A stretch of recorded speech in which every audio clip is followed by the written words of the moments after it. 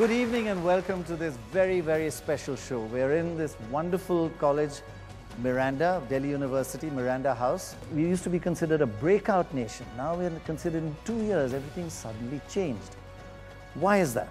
I personally think that the FDI in retail, I don't think it's a big deal either way, actually. And it's interesting that it has become such a big issue, not comparable with food security. Malnutrition, food security, yes. Absolutely not. What is unfortunate is that every time things like feeding the kids come up, fiscal responsibility unleashes itself and tells us not to do it. How do you make sure they do spend on their girl child and they don't focus on other areas? You could, for example, give it to the woman in the household and not the man. Sir, I'm Krishnan Bisnoy from St. Stephen's College. And when we are thinking about the food security bill, and national agriculture growth is around 3%, 4% it declined to 3%. And there are states like we're increasing at 11%. Why don't we embrace that model? Their model might be better. And on the second thing, Professor Sen rightly pointed out that in the blackout, 1/3 of our country didn't have the electricity. And there are young youths like me, like others, they're living in the villages. You are giving them scholarship by direct transfer scheme. Why don't you provide them electricity so that they can also be equal, they can also get the equal right which we got the electricity. And there are states like investing 600 megawatt or something like on those lines. Why don't central government do something for this electricity and all this? Look, there's no question that providing power in terms of basic infrastructure support is one of the most important things you can do for people, for households, for villages, for small businesses. The central government is very clear about that. But you know, the actual responsibility to distribute power is not with the central government, it's with the state governments. And you'll find that, you know, many states have achieved a very high degree of coverage in rural areas and some have not. So I think states differ, and I think this picture that, you know, all villages are without electricity, I mean, it's unfortunately true that probably everywhere there are some that are not. But the percentage of coverage is very, very high. No, even in states, the better managed states have achieved a very high coverage of electricity in rural areas. The less better managed, I won't mention. But Montek, isn't that now going a bit far? That's 6 decades after independence, you're saying it's only a few states. I mean, there must be about 200-300 million people without electricity. Isn't that what you should be tackling? No, that's the question. I'm not denying. A third of the population is without electricity. A third of the population. A third of the population. So it's not better managed, worse managed. I mean, you know, we don't look at the deficiencies. I keep grumbling about it. A third of the Indian population don't have any electricity. 48% of the Indian population don't have any toilets in their home. Yeah, by the way, the toilet thing is a real big, across the board. The fact it is a major cause of. Let me take this issue up. School girl dropouts from school. Amartya is just saying this one. Yeah, so I think the importance of I keep emphasizing, not just because it's university and Miranda House, but generally, that we have to really understand the nature of the problem from which India suffers. Lionel Twenning has a wonderful book called The Moral Obligation to be Intelligent. It's not a contrary title. Now, it's quite hard to be intelligent, again, by the moral obligation to be intelligent. Hand, moral obligation to be informed. That, I think, is a moral obligation, really. Right. And I think even when we're talking about growth rates, you know, some states have, for example, Bihar is a success in that respect. Over the last 5 years, been growing at 10% per year, but to a great extent fed by agriculture.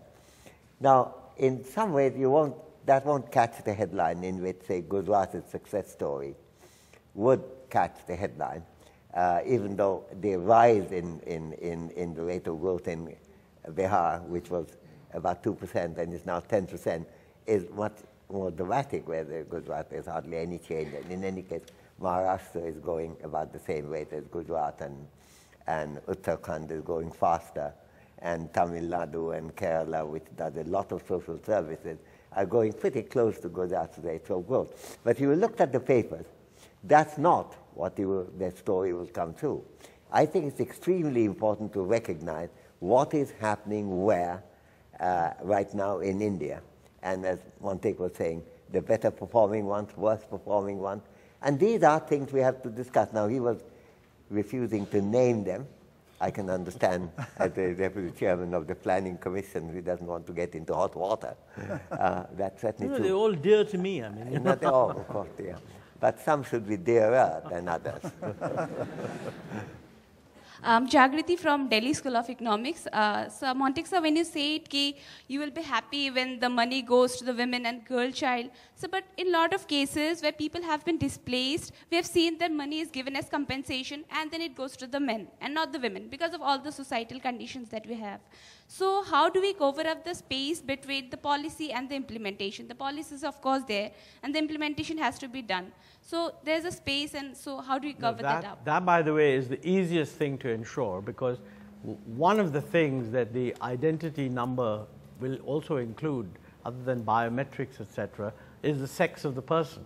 So you could absolutely make sure that the bank accounts to which this money is going are bank accounts held by women. And there would be no possibility of error in that one. And by the way, a lot of people then think that maybe, I mean, if the men are unthinking enough to steal the money which is meant for their children, will they sort of force their wives to cough up the money? And actually, I've talked to social workers. Men are like and that, they say right, they in don't India? do that. Isn't that what? You should Omartya, actually, Seva. I mean, this is an important no, question. Let me make my I just point. wanted to bring in Let me Omartya make on my this. point. No, before Yeah. you Okay, make finish your it. point. Go ahead. Social workers from Seva who have a very low opinion of some of the men in the families they deal with. They say that if you give the man the money, he spends it on drink. If you give the woman the money, he does not bash her up and collect it. That's interesting. I mean, you know, so even... Thank goodness for small mercies. I mean, that's well, really I mean, no, man. but all I'm trying to say is that if you... Look, What there's a no wonderful system man. that cannot be vitiated. Omartya, you know, the whole country's been through the trauma recently, and the whole vulnerability of women in the society and the ghastly face of the Indian man has been kind of exposed and discussed. How does that interface with all this? And how do you view this as a problem? It just goes beyond Aadhaar, it goes beyond, it's a cultural issue that we are facing. It's a cultural issue with complexity. I think three things to say statistically on that. One is that, and we should not, but if we were to go by rape statistics, Indian rate of rape is about, I think it's like 1/15 of that in the United Kingdom or the United States or Europe generally. So the idea that it's a rape capital doesn't follow from the data, but a lot of people would tell you that it is actually probably 10 times higher. Underreported. But even with 10 times higher, it's still lower than Europe and America. So I don't think that's the problem. The problem here is that Indian women have much greater difficulty in getting help from the police, in moving the court quick enough to get judgment passed. These are the problems where the failings come, definitely.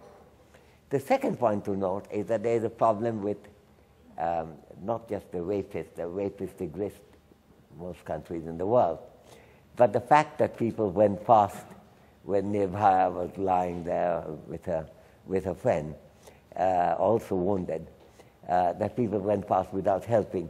That shows something about carelessness, which is really worrying. The third point is that there is a cultural element, but it's a much more complex cultural element. For example, there are regional contrasts. Now, just to take, I'm not being a Calcutta nationalist here, though I've just landed from Calcutta. The fact that the rape figures for Delhi is 9 times that for Calcutta indicates a difference. Similarly, the murder, Calcutta has the lowest murder rate in the world, indicates that there is a much more complex story. If you look at such things as sex-selective abortion of female fetuses, you split the country into 2 parts. In the north and the west, all states have a lower ratio of children being born. We have to calculate. We don't lower have birth ratio of? Girl children as a proportion of boy children. Everywhere in the world, about the more boys are born than girls, like 94, 95 girls to 100 boys, standard. European ratio is around 94, 94.5. If you take the ratio of, say, Italy, Spain, Portugal, Greece, you will get a ratio which will make all northern and western states have a deficit, calculated from census 0 to 6, then adjusted for the mortality rate, which we have just done. On the other hand, every state in the south and east, with one exception recently, which is always there, is above around or above the European level. And so I think, again, why does it arise? It's not the traditional distinction between north and the south, the Deccan and the north. It's not. There are a lot of cultural issues, but I think the cultural issue would have to be discussed, and nowhere is that kind of commitment should be larger than in a university where we are right now.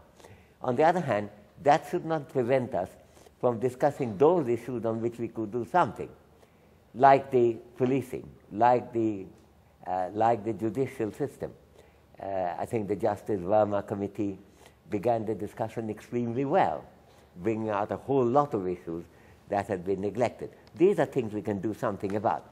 The shame, I mean, the fact that all these people, men and women, came out protesting about the maltreatment of this woman is to our glory. But it's not to our glory that passerbys passed while they were lying there without helping.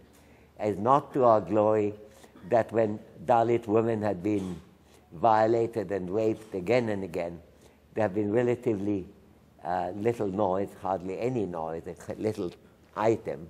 It had to be somebody, I mean, it's wonderful it happened, but it had to be somebody with which you could identify, urbanite, right, a student in an education system. That's not to our glory. It's to our glory that we protest, not to our glory that we don't protest when Dalit women get raped and violated. So I think we have to tell the story in its complexity. And as I've been trying to emphasize even earlier, the presence of one problem doesn't make the other go away. So we have to do something about policing, about the judicial system. We have to do something about consciousness raising of the passerby, that were general people who deal with it. We have to, at the same time, also think about the other issue. Why is it that Dalit women's treatment have been so different, and so forth? Because those problems, and why is that the cultural divide? Why do the cities differ so much, so sharply between all of you here one place and another?